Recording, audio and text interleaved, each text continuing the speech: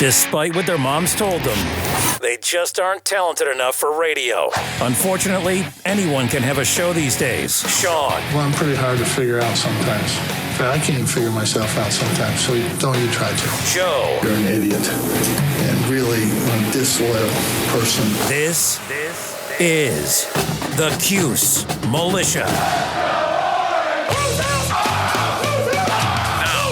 Those two unapologetically biased, orange-blooded homers, Sean and Joe. It's the most bullshit thing I've seen in 30 years. Welcome, orange men and ladies. Happy Wednesday. This is the Cuse Militia with Sean and Joe. And we still got nothing, again, from Joe. That's 3 episodes in a row with no crack. I heard nothing. At Cuse Militia on the socials. Go there, join the freaking militia. If you still love mediocre content for Syracuse basketball and football, go there, join it. And you will be pleasantly fulfilled with mediocrity.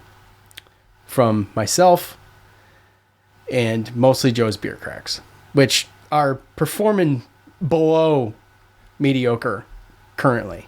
I just told Joe right before we came on that every time we do this, he disappoints me some way. That's the 3rd time today. But I'm not disappointed in him as much as I am disappointed in the Syracuse basketball team as they suffered their first home loss of the year. 85-69 to Florida State last night. They dropped to 13-6, 4-4 in the ACC. After that quad 3 loss and a quad 1 win, actually, not anymore. Again, Florida State beats Syracuse. It was a quad 1 game for them at the time. And by the time the night was said and done, or Monday morning came and the net rankings came back out, Syracuse dropped from 68 to 82. Wow. So Syracuse down by 20 at one point, up by 1 at the half. Just couldn't see anything fall. Bad offense turns to bad defense, turns to sad efforts, turns to Judeman's trying to carry the back on his team, and this isn't that team. And they will never, ever, ever be able to recover like that. Syracuse, in their wins, have done great. A lot of times a struggle to get there, but the ones they won and pulled off, they did pretty. I don't want to say handily, but we only had 1 cardiac Cuse game, so it was within control towards the end of the game on the great majority of those. But when they lose, baby, they freaking do it right. Like, there is no cardiac Cuse loss this year. It is just loss. And they have gotten hammered. And I don't know what it looks like for... I should have looked this up. But 16 turnovers for Syracuse yesterday. And only created 9. Now, we mentioned Florida State was going to go about 12 deep. And they did. Damn close. If my number really is 10, but they had a couple 9-minute guys in there, and they really went about 11, really. But anyways, with that said, look, we're only going, 7-8, and the bench points 29-16. I think Florida State had over 50 points in the paint. I mean, you can't do much worse than 1 for 14 from behind the arc, 7%. And when the shots are dropping, Syracuse has got a shot at winning a game. But when the shots are dropping, the energy's there, the defense is there, and they just couldn't guard last night. I think they did get wore out. I mean, Coach Autry said as much. That's not something that Coach Boeheim was ever willing to admit. I mean,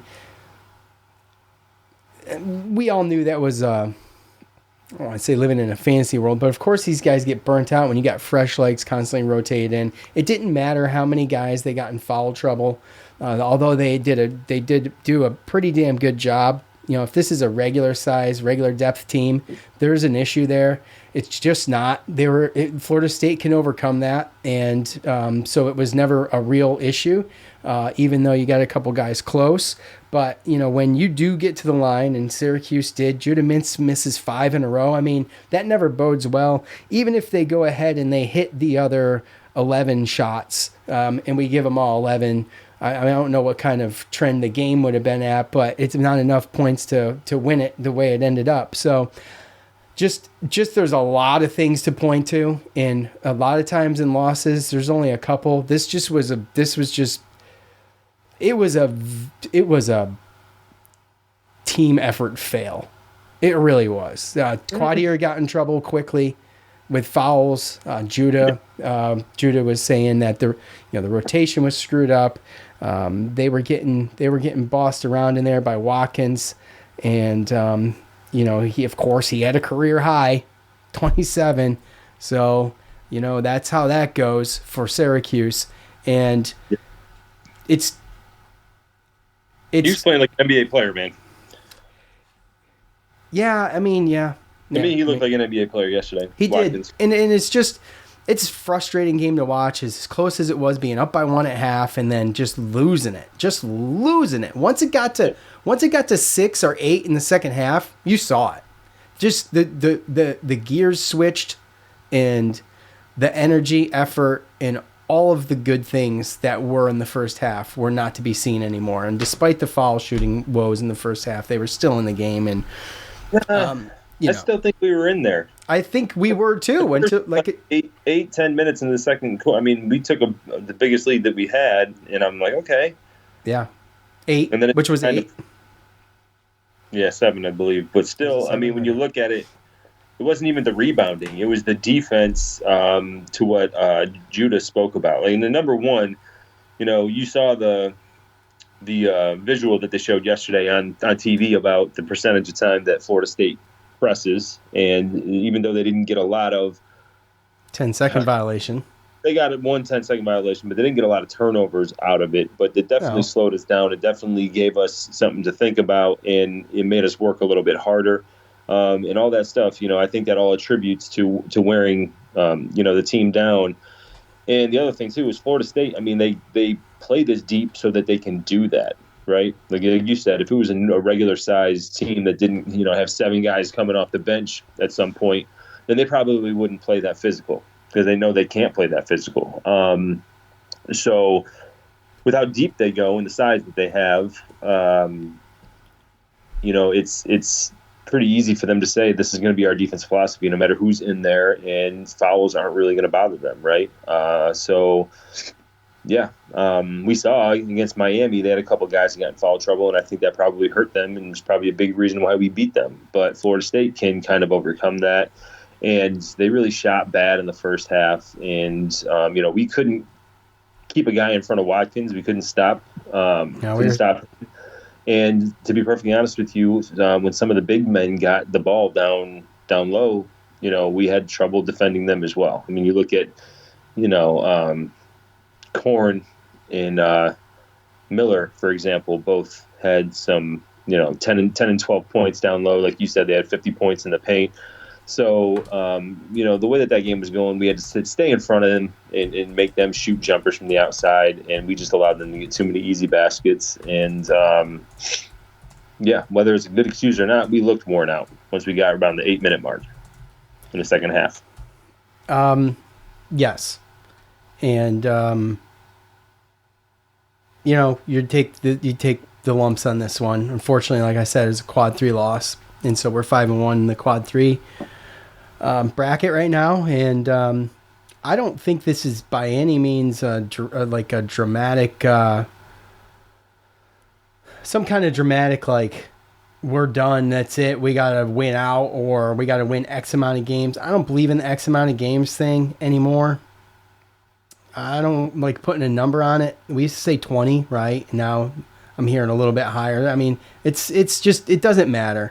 They just got to go try to win games, and that's it. They don't have to shoot for a number. It's not one of those things anymore. I just don't think that's how it works anymore. But with that said, This team's better than what I think they are ranked in the quadrant system right now, and I think that we'll see probably them creep up to maybe a quad 2 loss at some point.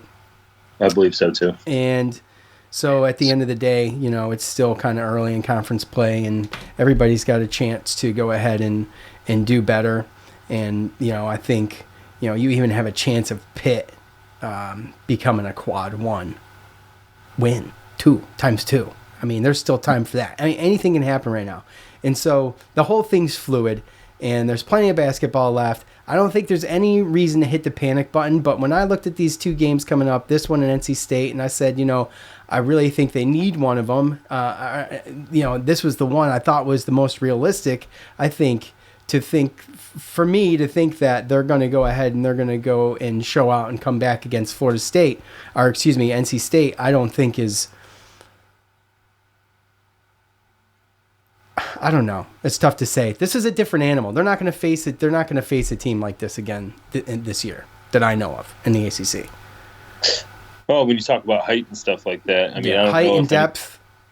Height and depth. I mean, stands Florida State and North Carolina. I don't know how many teams are built like that. So, and again, to your point, I mean, we had a lot more turnovers than they did, and we didn't shoot well at all. JJ went from shooting lights out to not being able to hit anything. We'll be a 1 of 14 from the 3-point line. So yeah. And also too, Quadir's been a spark off the bench, and Starling too. I mean, not off the bench, but you know what I'm saying. He was. Well, yeah. I just spoke with Starling. Going from what he shot on Saturday to yesterday isn't comparable. He still needs to hit some of those, and we definitely need to hit more free throws. I did like how he did get to the free throw line as much, but Quadir is a spark off the bench, and he never really got going. In by the time he got in the game, and I just felt like he never really got in rhythm, and I feel like we really didn't have. We really were just weren't into the game. I feel like as we have been, as far as not like we're not trying, but like I think that Florida State kept them out of a lot of stuff that they normally are pretty successful at, and that gets them going, gets the confidence going, and I mean, kudos to Florida State and to to that team, and just and frustrating the hell out of them. What'd you say? Go ahead. My computer started going berserk. What'd you say? Say it again. Well, I was just saying kudos to Florida State for their defensive effort in taking what we do best away, and making us have to shoot threes and do other things, and making every basket hard. Like I said, not every team can do that, but Florida State, for that reason, was why I was nervous as far as their height and how we were going to defend them down low, and then just obviously how they just defend you and put pressure on you and just never stop. So it's just relentless. In the last 3 losses, which is going to be Florida State, it's going to be UNC, and it's going to be Duke. 16 turnovers against Florida State, 17 against UNC, 17 against Duke. It's 50 turnovers in the 3 losses. And just not being able to take care of the ball, and the length of Florida State was obviously an issue yesterday with passing and even inbounding the ball at one point.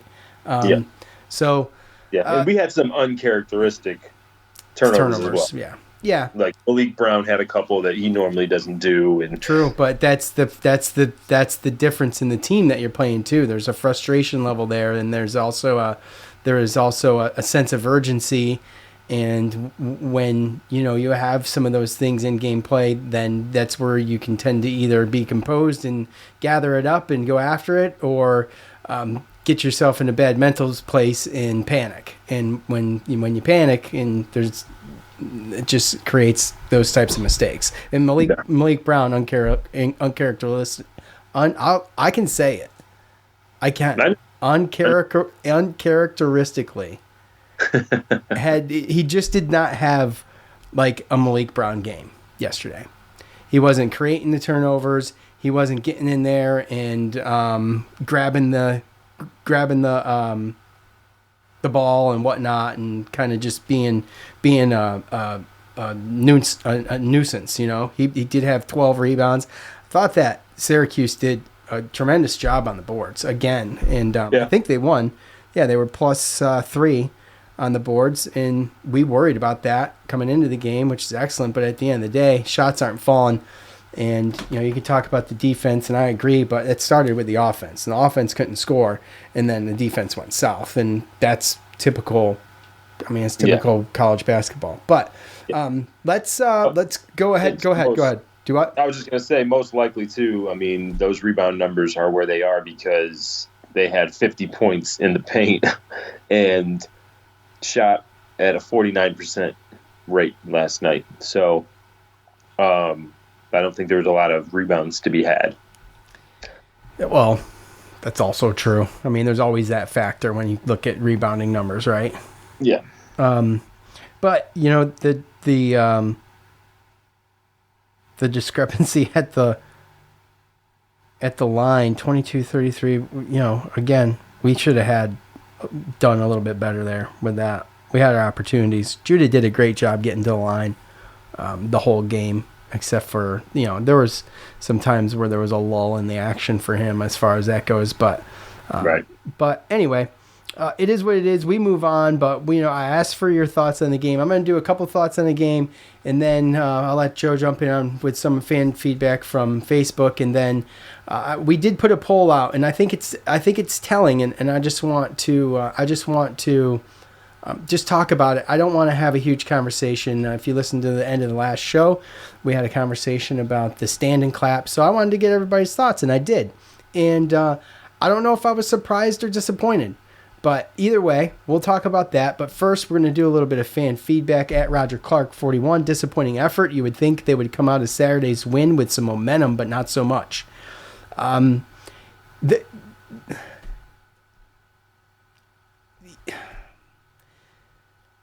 We talked about having a big crowd there. Joe, we were in a group text. We saw how many tickets were available. Yeah. And I'm not saying that was the factor, but I'm saying it sure doesn't hurt to have a little bit more people there. And the place was kind of quiet. And, there you could watch them exiting at one point. But, yeah, the momentum you would think is good. But, I think, when they talk about facing an NC State team this Saturday, which NC State plays tonight, they play Virginia. Most of you have already, that game will be over by the time you hear my voice say that. But Syracuse has done a tremendous job of rebounding after losses. And we'll see how that goes on Saturday against NC State. So as far as momentum goes, I feel like they're a really good rebounding team when it comes to coming back and showing you that they're still around, and that's all we can hope for right now because that game's done, right? Yep. Our buddy Nadal and Darwish ONC. I don't know what the ONC is. We'll have to ask. Florida State is a good team. Beat Wake, Miami, Virginia Tech, and only lost to UNC by 8. We lost by 35, y'all. In no universe is that a bad loss. Regroup and get some more wins to bolster our resume, and we should be okay. I would completely agree with that. I don't think they're a bad team. Like I said, I wouldn't be surprised if pretty soon this is a quad 2 loss. Obviously, we should all be rooting for Florida State because you don't want that quad 3 loss on the record come determination time, right? Right. At David Super, the Miami game was fun with a memorable ending, but Noah, our boy Noah at No Blanchard 44, said it after. Didn't love the offense. It was Boeheim's live and die by 3 philosophy. We lived on Saturday versus Miami, and now we died an ugly death versus FSU. 1 for 14 from deep, ain't beating anyone. Yeah, in the games that Syracuse has pulled off, even the close ones, even the good ones, maybe the ones that they shoulda, woulda, coulda not even won, they shot well. And they just didn't shoot well yesterday. So, I mean, it's so easy to sit here. Like I told Joe before we went on, I was like, look, there's not much to say about a loss. I mean, we could talk about a win. We could point out key players. We could give accolades. We can give attaboys. We can do all that stuff. When it comes to a loss, I mean, we all watch the game, right? So I think there's plenty of blame to go around, and it's not fun to talk about a loss. In fact, it ran through my mind to say, Maybe we just do wins. That would make the show fun. Right, Joe? We'll just do wins. Wins only. We don't come back after a loss. Take the day off. Take PTO day. At MC Dennis, terrible. This team is very hot and cold. Not going to win any more games this year. Come on. What a dumb comment. That's so dumb. I'm sorry. Wow. At Giant 4 fan, free throws matter. Yeah, I'm sick of hearing that. Free throws matter, and we don't know what the game would have looked like I said, if you hit the free throws. But we were beat by more than the free throw spread would have been. So, at No Blanchard, speaking of No Blanchard, if we shot this low of a percentage from the free throw line and 3-point line, we're not beating anyone. Needed this one to solidify a bubble spot. Lots of season left, but I don't see us making the tournament without a signature win. Joe, what do you think about the signature win? And when you look on the schedule for Syracuse, you've got plenty out there. You've got UNC that's going to be coming to the Dome. Obviously, they're ranked 3 in the country right now. That's the only slated ranked team that we currently have to look forward to. But you got teams that might get there, like NC State, I feel is like right there, and that's a good opportunity. But what's going to be a signature win besides North Carolina, if you want to talk signature wins, Joe? Great question. Because realistically, you can only play who is in front of you, right? Yeah. And we spoke about this before with all the net rankings and all that other stuff. Like a signature win, like it all depends on where you start. Like it's almost like where you start in the rankings, it gives everybody a leg up, and all of a sudden, everyone else has got to catch up.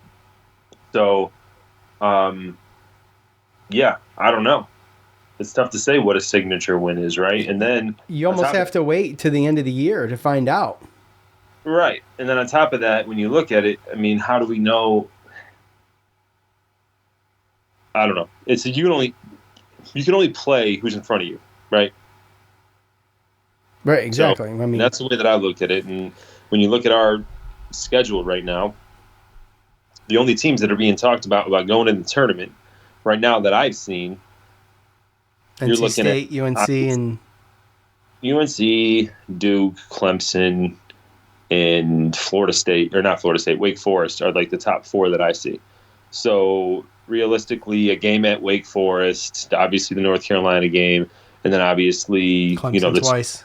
The 2 Clemson games, especially the last one at Clemson. That's really it, right? But that doesn't mean that a lot of these other teams can't beat you, or I don't know. I think the ACC has got a bad rap. I don't know what's going on, because it seems like, there's Power 5 conferences in football and in basketball, and for some reason, the past couple of years, and again, I don't know if there's politics involved or whatever, but it looks like ACC is just getting super just a lack of respect when it comes to us compared to other Power 5 conferences. And you saw some of the stuff last night. They showed it, and they showed how many teams have made the tournament, and I don't know if they were talking about the last 2 or 3 years, and then the records in the tournament and everything. And at the end of the day, the ACC, the teams that show up in the NCAA tournament for the ACC, they usually show out. And meanwhile, you get 9-10 teams from the Big Ten, and by the Sweet 16, they're all gone. So I just don't know.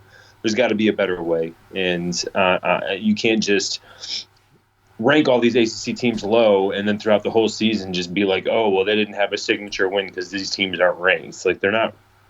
I don't know. I don't like starting teams off at a certain rank and then going off of that. Like, can't we all just start like clean slate and then we just start going off of it? Just start like game 1. I just don't. I don't like the way that it's set up, and it just seems to me like it's set up for the ACC to fail. Well, it feels that way. But you never know. We've kind of beat the drum on the whole system thing, and ain't shit you can do about it. So, but beat the drum, and I guess we're just gonna have to wait and see. But like I mentioned, NC State. I feel like NC State should be a freaking tournament team. I don't know, man. This quad system was supposed to give us a good idea of what the 68 were gonna look like, and those should coincide to some degree. And one's a formula, and one's a who knows, right? It's more human manipulated than anything. But my point is that it was supposed to give you a good gauge. And I feel like when we talked about this last episode, I felt like it gave us a good gauge at first for the first couple of years. And now I feel like we're drifting away from it. And I don't feel like it means a ton anymore. And we didn't know, right? We didn't know at the time, but it seemed like it would be reasonable. We gave him the benefit of the doubt big time, Joe. Do you remember that? Yeah, we did. 100%. 100% we did. But now you get these teams that we spoke about, Michigan State and a lot of these other teams. I mean, Michigan State's 11-7, and in bracketology, they're a 9 seed. And why? Why is that? Because the NCAA decided to just rank all these Big Ten teams up there in the rankings, and then they do good in the non-conference schedule, and then all of a sudden everybody's in the top 30 in the damn net, and now everything's a tough win and everything's a great win, and there's never a bad loss, and they don't move anywhere. Like, the non-conference and where you start sets up the whole conversation for play. And we talked about this later last year, and now it's just it's something that's on my radar and that I'm looking at, and sure as shit it's happening again. And that's what it is where you start. And what your conference does in the non-conference sets the whole table. Because now you got 75% of your conference that's in the top 30 net. So every away game is a quad 1 game. Right? Every home game a quad 2 game. Like, they're playing 1s and 2s and 1s and 2s, and then you sit there and you say, well, of course they're going to get quad 1 wins when they play that many quad 1 games. They're playing 10 quad 1 games in conference. Why can't we do that? Well, because all our, half of our conference gets ranked from the beginning outside of the top 100. In theory, we're claw our way back playing against Cornell and Colgate. In theory, those wins and losses amongst all the teams throughout the year of that conference should equal out to be more than broader. Do you know what I'm saying? Like, at some point, there's got to be separation between who is really good and then who is really was overrated within the system. At some point towards the end of the year or wherever, that the formula's true should equal out. But you're right. If you start where you're not supposed to start because they're putting you somewhere where they feel like you should be based upon your recruiting class or what you did last year or who's returning, right? Where'd we start? In the mid 100s? Yeah, it was. We talked about it. David brought it up. Ken Pomeroy had us with 9 wins. Do you know how good you have to be to go from 170 to up in the top 30? I mean, you have to be almost perfect. Yeah. Yeah. Yep. And you saw how far we dropped. Did I mention it? I thought I did. Yeah. Okay. So we went 12. I mean, we jumped up pretty good when we beat Miami, right? I mean, we didn't jump up 12, and I feel like Miami was a better win than. No, that's because where Florida State is, and again, this is the other thing is to me, non-conference should be separate. That's really what my thing is. I think that non-conference should be judged separately. They look at that stuff at the end when they want to look at, what's one of your, okay, we can look at these 2 teams that are on the bubble. Okay, they're very similar in conference play. Well, how did their non-conference go, right? But to me, non-conference is just a warm-up. It's the beginning of the year. Teams lose to Lipscomb and Colgate and some of these other teams, and that shouldn't hurt you like that bad. True. Because you're getting players back. You have transfers. You have freshmen getting players back from injury. So obviously there's injuries in the beginning of the season. That's fine. But what I'm saying is that non-conference, you play it, and then I feel like start over, start from scratch. Boom, ACC play, and then you judge that by what they do in their conference. Maybe don't judge the whole season on where you were ranked from the beginning and then what you did in the first 10 games when there's still 22 other games. Don't rank teams until I'm just saying. I didn't mean to cut you off, but I'm just saying you don't rank teams until the non-conference is over and see where everybody should be. Yeah, play non-conference and then rank from there. And then you have your quad games, you have your rankings, and then you start conference play, and everyone's playing in conference. Based on strength of schedule, wins and losses, all that. I mean, you can't do a strength of schedule. I mean, you can. Well, you can after the non-conference is over. But there should be a reset because people get it wrong. And just because Michigan State is started at 12th and they're normally good, and then now they're 11-7, and they're playing all these good teams. They don't move anywhere. So at the end of the day, I mean, if you're getting kudos for just losing games against good teams, I mean, shit, we're doing that. Yeah, it's easy to do. You know, like, okay, they're 11-7. We'll look at their strength of schedule. Well, yeah, well, they're losing all the tough games, same as us. Yeah. So why are they scheduling all those tough teams? But I think there's got to be something. I think that there should be a reset after non-conference. Then you do the reset of the rankings. Then you go into conference, and you base the majority of it on the conference tournaments, all that stuff. And then if there's a tie, if it's close, then you can look into non-conference. Say, okay, how'd they do in non-conference? How'd they do the full body of work? But right now, the non-conference sets the table for your conference play, when really your conference play should be the most important. It should be what moves the needle more than anything. You know what I'm saying? Like, who cares if you had an upset in early November when we're in March? Teams are completely different at that point, and just because you beat a Kentucky in November or you lost to a Lipscomb, it shouldn't be the end-all, be-all when you went through and you just dominated or you did very well in your conference. Right. Okay, well, let's continue. I just got a couple more. At Saltine Warrior, still 4. It's still an immature and lazy team. Free throws, renouncing, hustle plays, all were huge red flags tonight. Q3 loss like this could keep us out of the tourney. I understand the frustration. I was frustrated yesterday too. And, I mean, the thought crossed my mind, but you got to be, and then this is immediate reaction from Saltine Warrior, but, you know, there is plenty of time to make up for it. And we'll see what happens. We were in the same boat with our mental state last year at this time, and, you know, turned out, obviously, we didn't make it, but, you know, we've been here before where we have made it. And we just got to know that there's X amount of games left, and we still got a shot. So, at Barry Cuse, like that, Syracuse Barry. Justin Taylor doesn't belong on the roster, let alone the starting lineup. Giving Red a pass on this year. Wait until he brings his guys in and go from there. Flashes with this team, but tonight came down to depth and athleticism. I mean, Justin Taylor makes me cringe a little bit, but he does. I love him. I want him to do good so bad. You know what I mean? He's got the size. You know what I'm saying? He's got the build. He's got to use it, man. Be stronger with everything. Yeah. You know, because he's a strong guy. Eric from Facebook says that Justin Taylor should be playing in D3. See, I don't know, man. I hate that shit. Huh? I hate that whole, I mean, yes, are there people or players that they get recruited to Power 5 or Power 6 teams and they don't pan out and, you know, okay, maybe it's just too high of, you know, competition, like, sure, right? But he's way better than D3. Yeah, it's just I wish he would use his size a little bit. He's a built kid.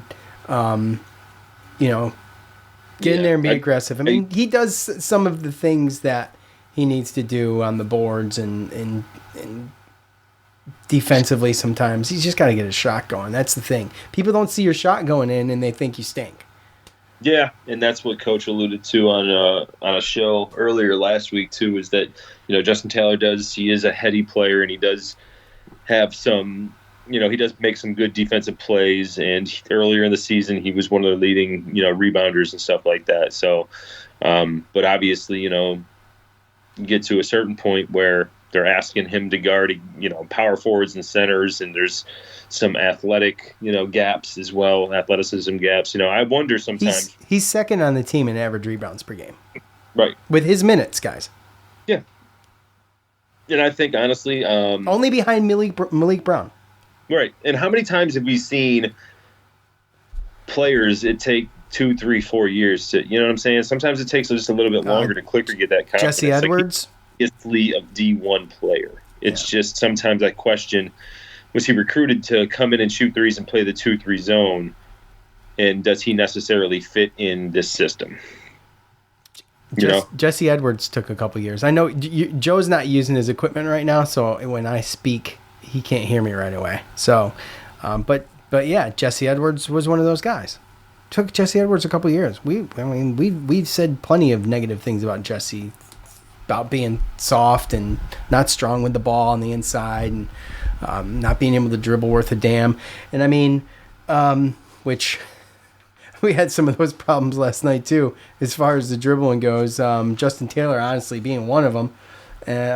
Between him and Bell, getting the ball taken from him, but I mean, that happens with those bigger guys. But yeah, he does do some defensive things that I think garner his minutes. I mean, a guy like Justin Taylor's only, I mean, I say only, well, he's averaging 25 minutes a game. I thought it was less than that until I just looked at it. So anyway, let me continue here. At Bonafide MW, got to learn how to break a press. Pass hard on transition, drive in hard, coast-to-coast cutting, slowing them down has bad outcomes. Every loss was making them play slow half-court iso ball. The press is kryptonite to this team. I think they had the 1 10-second violation, like we mentioned, Joe. I mean, like you said, I think it just wore them down. It did slow the game down. But when they were running downhill, and they did it for a while, they were doing it. When they were able to run downhill, they were successful. And they were scoring a lot down there, but they were only scoring a lot doing that. That's the only time they were scoring. If they weren't doing that, the jump shots were flat.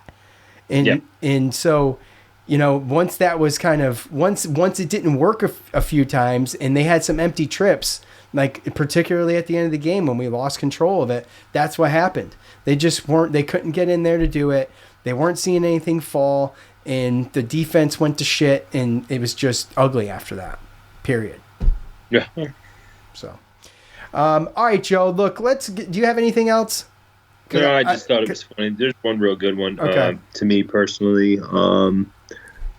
Fred says 3-point shooters equals 0. Team is not gelling, not much energy. Fans were boring, very neutral, no excitement. Benny seems disinterested.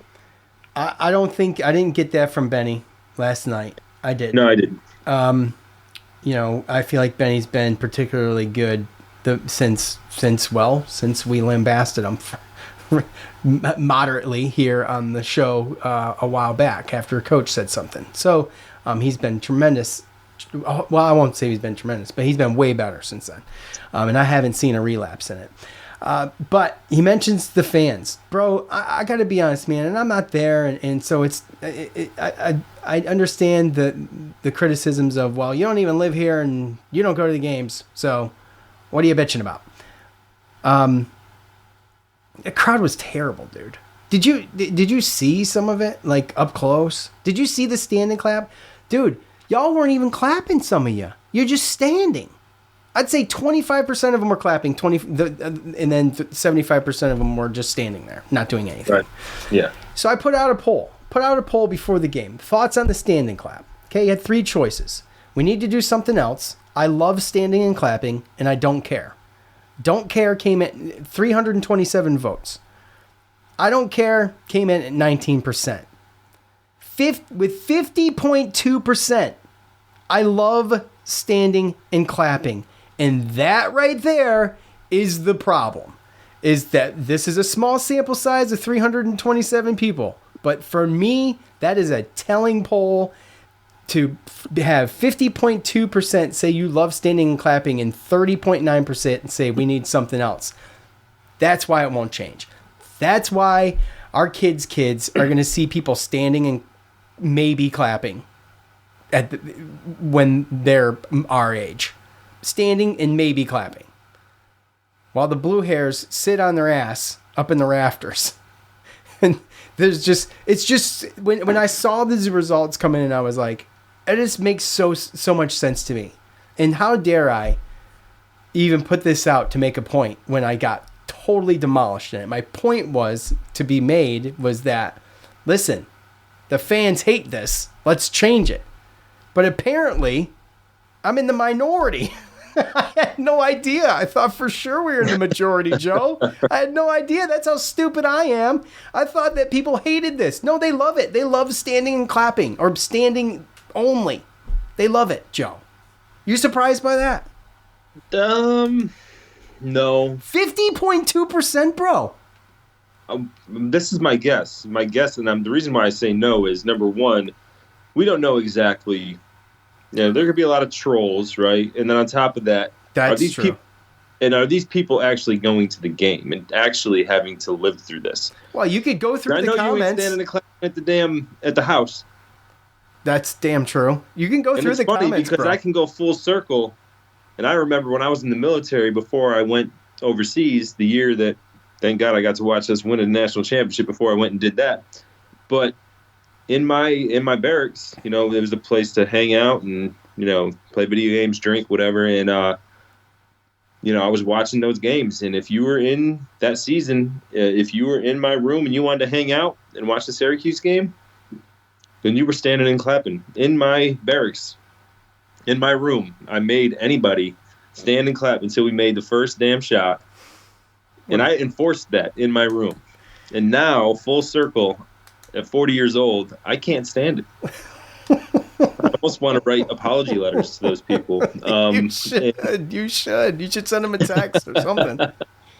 Look, they drank my beer, so it is what it is. But yeah, I mean, okay. And it's not. And I think that the people see it. I mean, TJ on Facebook, Callbach, said this is his comment, was crowd attendance 417. Like, it was just. It was bad. It's tough. So I don't know. I mean, like I said, if those people go or don't go, I don't know. All I know is that it's just, we've talked about it. It doesn't make any sense. We got to do something different. And also, too, to what you were saying, to any type of response, if you have fans that are like, oh, well, you live in Virginia Beach, you don't go, you don't have any, like, all these people, all these fans, they're demanding a better product. They're demanding wins. They're demanding these kind of things. This is what they want. So why wouldn't you want to be a part of doing something or fixing something or being a crowd and being loud so that you can help change that? You know what I'm saying? Yeah. Like, albeit, okay, yeah, we're not there. That's fine, right? So, like, okay, we're calling out fans for not being loud. Okay, fair. But if you want a better team and you're going to the game and you're getting to go to the game, then why aren't you being loud? Jump on board. Yeah. We can't go to those games. Would we have season tickets for basketball? I would have season tickets to both. I don't know. I think I would have them for both, just for family. I mean, you don't use them, you give them away, but you got them. Right. So I don't know. It's just one of those things where, if we were there, I mean, we can say these things, but even if I didn't have season tickets, I would be at a majority of the games, like I was when I was living there. So, and I was loud as shit. I've left that dome so many damn times, hoarse, lost my voice. I've always looked at it like we were a part of the game, and it's an awesome feeling even leaving the dome and thinking like, damn, it was loud. We won. They had some penalties. Like, damn, we were a part of that W. We were a part of that win. It's like a prideful moment for a fan. I mean, you put in the effort as well. And I just wish that more fans were like that versus feeling like they are just, owed a good product. Yeah, guaranteed but something. They don't have to put in any time, money, or effort. Yeah. Well, this conversation will continue. For me, though, I don't see an end in sight to it. And just please, if you could, go back, watch. Everything is rewatchable. Go back and watch the beginning of that game and the beginning of halftime. And look at that crowd and what that crowd is doing. And mind you, we were up by 1 after the half, playing a pretty resilient game. Just check them out. We're like, it is pathetic. I'm sorry. It's the only word I have for it. Pathetic. Yep. I thought it stunk. So anyway, that's all I got about Florida State. Look, the schedule of the show is going to be we're going to be on hiatus for a little bit. I don't know when I'll be able to be back. I'm going to be on West Coast time. I've got the I've got some work stuff to do. I'm gonna be extremely busy. Last year, when I went, I tried to bring all of my equipment. I did bring all of my equipment, at least a travel podcast kit, and I never even got a chance to take it out of the luggage and even bother setting it up. So I'm not even gonna bother this time because it was a hassle to bring it. So next week is going to be tough. We're not going to get here after the North Carolina State game, and I don't even know what's after. What is after that, Joe? It is at Boston College. College, that's right. That is the Tuesday. So those two games, obviously, I not have a problem getting back for after the Wake Forest, and if we got time, we can talk about it in between. We will, but for now, we're going to leave you with a little NC State preview, and Joe is gonna pretty much handle it because I don't really have much. I can just tell you this: that the all-time series between Syracuse and NC State sits at 12-6 in favor of the Orange. Syracuse is on a 5-game win streak against NC State right now. Last year's game, 75-72 win. Mintz, Gerard, Edwards, Bell, and Brown. You're starting 5. Mintz with 20 points. Edwards with 16 rebounds. And I'll tell you that this is a team that's definitely not as deep as Florida State. They're only going to run about 8 deep. Still, though, athletic guys. And you've got J.J. Burns, who we all know, right? Big, heavy dude down low. What did I say? I think J.J. Yeah, D.J. Burns, who's the big, heavy anchor of 6'9", 275. He's an immovable object down there, Joe. But I haven't seen much NC State this year, so familiarize us, Joe. Do what you can here. Pick up my slack. Well, I'll do what I can, but NC State obviously they had a great run last year. They lost both their guards to the NBA in graduation, and they had Morcell come back. That's a name that we know. Transferred from Virginia, went to NC State. He's a senior, Casey Morcell. DJ Horn, a guard, they added through the transfer portal. He's a senior through Arizona State. He's their leading scorer currently right now. They have a junior guard, Jaden Taylor, who was a transfer from, and this is their starting lineup, at least last game against Virginia Tech. But Jaden Taylor, he's a transfer from Butler. And they also start a 6'6" freshman guard, Dennis Parker Jr. from Richmond, Virginia, alongside DJ Burns. So they go 4-guard heavy as far as in the beginning of the game.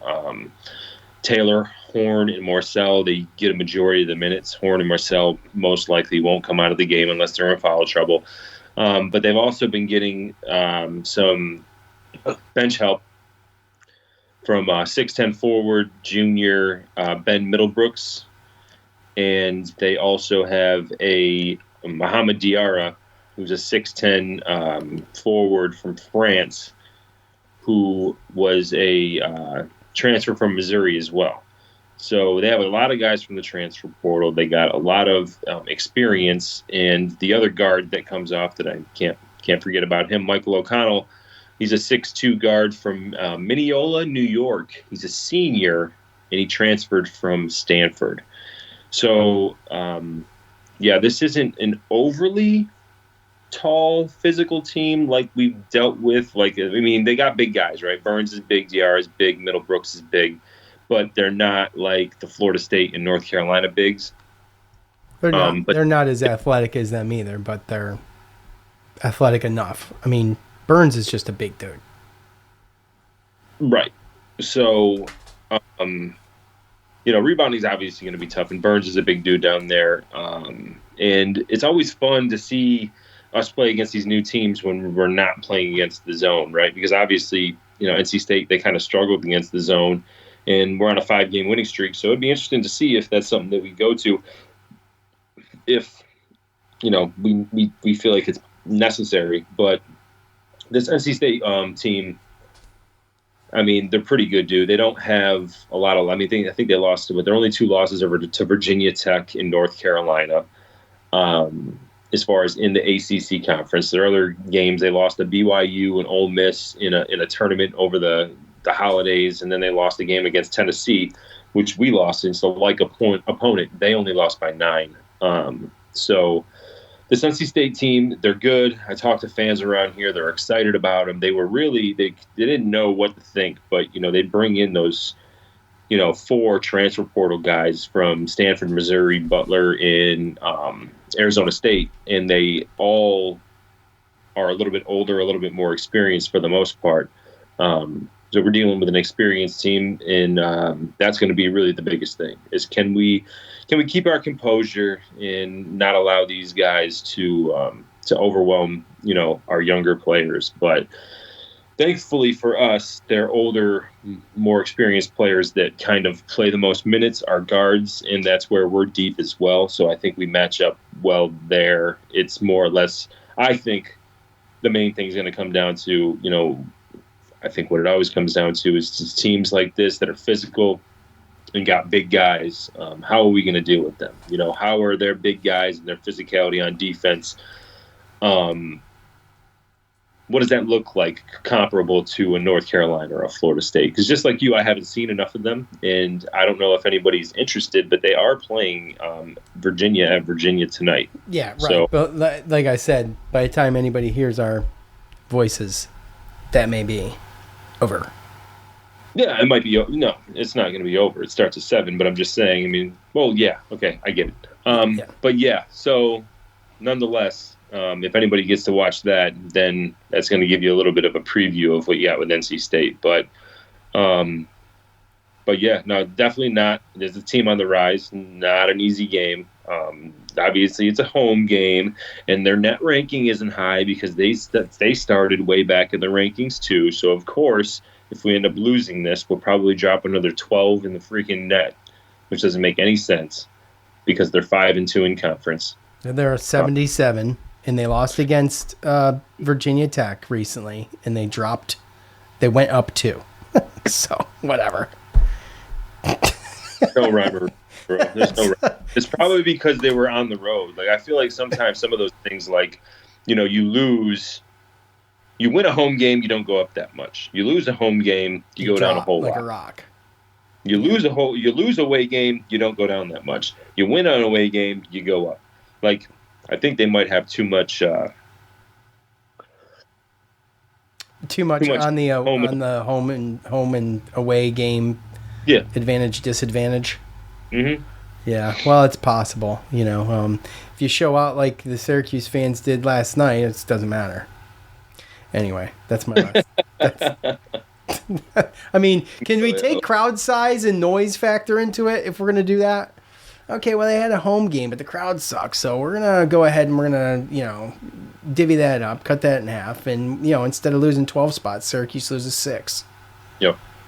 Yep. All right, do we want to pick this game? Not really. Not really, but neither do I. As far as the big game goes, I mean, this is the new NCAA, right? Like, it's hard. You watch a team one year and they go to the tournament. They had a pretty good year last year, and then they graduate a bunch of guys, and you're like, well, what's going to happen? And lo and behold, don't worry, next year, 3 brand new starters to the transfer portal, and you could fix it. 2 your main subs off the bench, transfer portal. So just completely, gone are the days where you can go 2, 3, 4 years and, grow with these teams and look forward to matchups that have been going on for years. Yeah, that's just not a thing anymore. No. We'll be lucky to keep our rivalries like Pitt and Boston College, Notre Dame. We'll be lucky to keep those, I think, in the near future, unfortunately. Yep. And for me, as far as rivalries go, that's what I'm kind of, those are the teams. And if we don't play those teams, if something happens, it's going to suck. I already hate what they're doing to football. I mean, I hate SMU and Cal and these clowns in the ACC. It doesn't even make any sense. It's not the ACC. Call it something else. Because those aren't Atlantic Coast teams. Well, don't worry, because next year there's going to be like 17 teams in the Big Ten, so that makes sense. Big 17. Yeah, right. Exactly. So stupid. Okay. All right. Well, let's do this, dude. We're going to go ahead and we're going to scratch off. We're not even going to talk about last game. That was the first game, by the way, that we did not project the correct winner. I don't know if you knew that, Joe. Actually, I did. Okay. Now, if I'm wrong, David will call me out, but I'm pretty sure.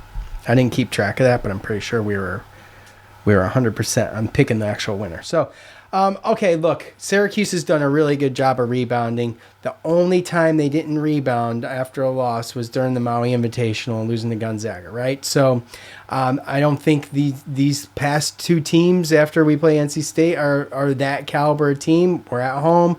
I expect Syracuse to dust themselves off and try to come back and win this thing.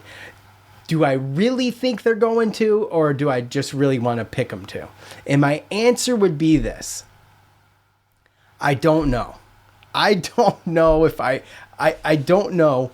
I really don't know if they can win this game. However, I'm going to ride the Syracuse Tide, and I'm going to bring that puppy to shore because I've got to believe that the resiliency of this team and the fight in this team that we've seen is still there enough to at least make this close, if not win this thing. So I'm going to go with Syracuse, Joe, and against my gut. And I just talk myself into it. And out of the two games that we talked about, this one in Florida State, I thought this was the tougher of the two. And I still think that. But you yourself, Joe, you're the guy that says sports are games of matchups. And I just don't feel like that was a great matchup.